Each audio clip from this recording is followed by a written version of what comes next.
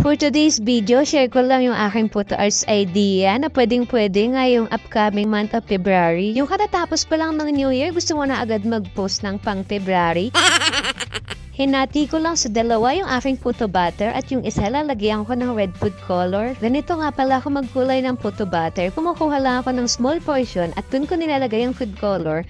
Tsaka ko ihahalo para hindi siya ma-overmix. Dito ay nagla-lining lang ako sa ating molder para magiging design ng ating photo mamaya. After nito, steam ko lang to for 1 minute, then hahanguin ko ulit. After 1 minute, maglalagay ako ng konting white photo butter at i-steam ko to for 1 minute ulit. After 1 minute ko ma-steam, tsaka ko na ilalagay yung aking asado filling. Kapag kasi sinabay ko ng ilagay, promise magiging messy at hindi magiging malinis tignan yung ating photo. Tapos tsaka ako mag-a-add ng photo butter. Steam ko to for 15 minutes on low-medium heat. At ito yung outcome niya after 15 minutes. Dito sa ibang design na ginawa ko, rekta na yung ating asado filling. Kung napapansin niyo, mahilig akong gumamit ng photo liner.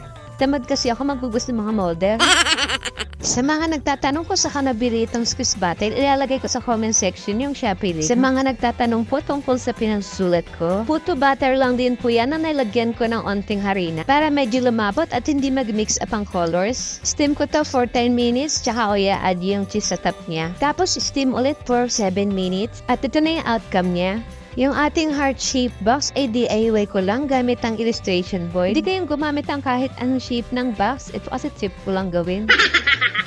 Illustration board din itong dinidikit ko sa side ng ating box. Hindi ko natapos yung pagbibideo sa paggawa ko ng box. Yung akala mo naka-play, naka-post pala yung video.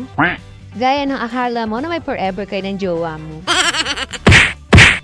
At ayan, ina-assemble na natin sa ating DIY box yung ating mga puto. At ayan na, ito na yung ating finished product. Happy ako dahil maganda ang feedback sa ating puto. At ayun lang, salamat sa panonood.